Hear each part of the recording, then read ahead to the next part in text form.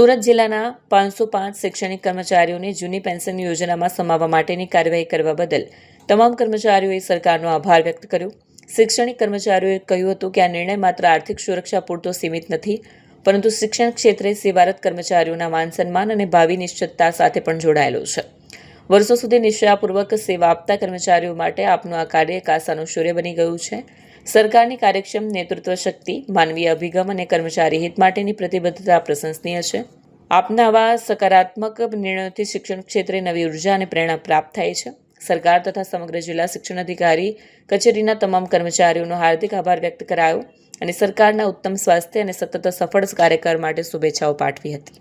હું લીના દેસાઈ, ઉચ્ચતર માધ્યમિક શિક્ષક સંઘ અને માધ્યમિક શિક્ષક સંઘના પ્રમુખ શ્રી શૈલાબેન દેસાઈ અને વહીવટી સંઘના પ્રમુખ અને વહીવટી સંઘના કર્મચારીઓ દ્વારા આજે સુરત જિલ્લા શિક્ષણ અધિકારી શ્રી કચેરીના ડીઓ સાહેબને અને કલેક્ટરશ્રીને અને ભાજપ સરકારને આજે અમે અહીં આભાર માનવા માટે આવ્યા છીએ કે અમને લોકોને જૂની પેન્શન યોજનાની અંદર તમે અમને સામેલ કર્યા અને 505 જેટલા શિક્ષકોનો તો જિલ્લા શિક્ષણ અધિકારીશ્રીએ રાત દિવસ મહેનત કરીને અમારી ફાઇલ તૈયાર કરી અને આજે અમને જૂની પેન્શન યોજનાની અંદર સામેલ કરી દીધા। અને ભાજપ સરકારનો પણ આ તબક્કે હું ખૂબ જ આભાર માનું છું કે 2005 પછી પહેલાંના જે શિક્ષકો હતા તેને જૂની પેન્શન યોજનામાં તમે સામેલ કર્યા અને બે હાથ જોડીને હું નમ્ર વિનંતી કરું છું કે 2005 પછીના શિક્ષક અને કર્મચારીઓને પણ તમે આ લાભ આપો અને એને પણ જૂની પેન્શન યોજનાની અંદર સામેલ કરો અને એનું આજે શરૂઆત અથવા તો આજે એ વસ્તુનો આજે રજૂઆત કરીએ કે આ આખા